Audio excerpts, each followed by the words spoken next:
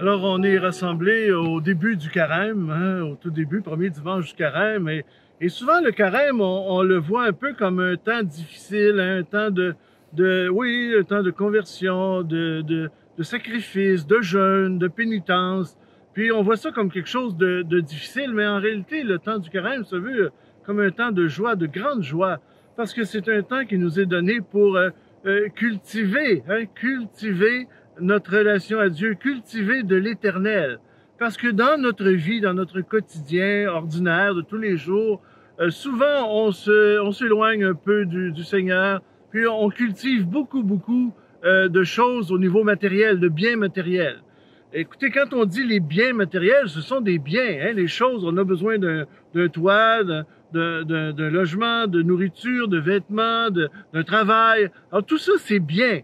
Mais cultiver que ça et ne rechercher que ça nous enferme, ça nous emprisonne. Et ça nous éloigne de notre cœur, de notre relation à Dieu et de notre relation les uns avec les autres. Ça nous enferme en nous-mêmes et souvent ça vient nous angoisser même et nous mettre en compétition les uns avec les autres et même, on peut dire, en état de guerre pour défendre nos biens matériels. Alors François d'Assise se battait contre ça pour vraiment cultiver, lui, il s'appliquait à cultiver constamment de l'éternel, des choses qui ne finiront jamais, c'est-à-dire la relation à Dieu, la relation avec ses frères et ses sœurs. Et ça ne finit tellement jamais que, encore aujourd'hui, on s'en inspire tellement partout sur la planète. Alors, le Seigneur nous appelle à un temps de joie, un temps d'ouvrir notre cœur à sa présence et de cultiver vraiment dans nos vies les biens infinis, les biens éternels.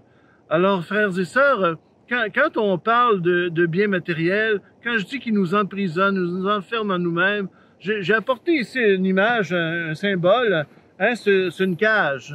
Une cage que nous, chez nous, on fait des jardins communautaires, alors le monde vient jardiner avec nous, puis il y a des marmottes.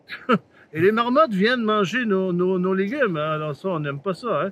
Alors, on les attrape, imaginez-vous, on les attrape, on ouvre la cage, on met un peu de nourriture ici, que les marmottes aiment beaucoup, là, de la salade, du chou, du navet.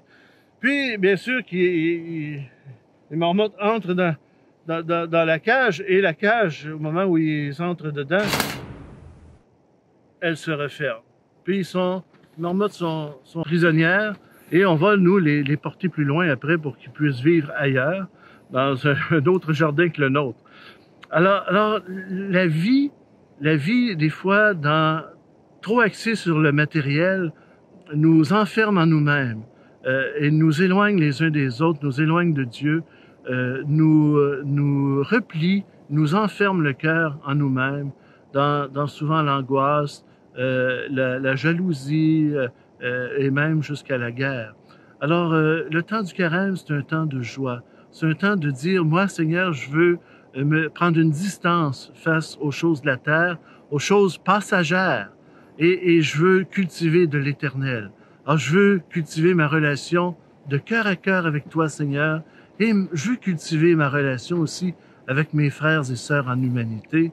Alors, voilà ce que le temps du carême nous donne, un temps de grâce, temps de bénédiction, temps de grande joie. Alors, c'est ce que je vous souhaite, c'est ce que je nous souhaite à tous et chacun. Alors, bon carême, bon dimanche, bonne semaine.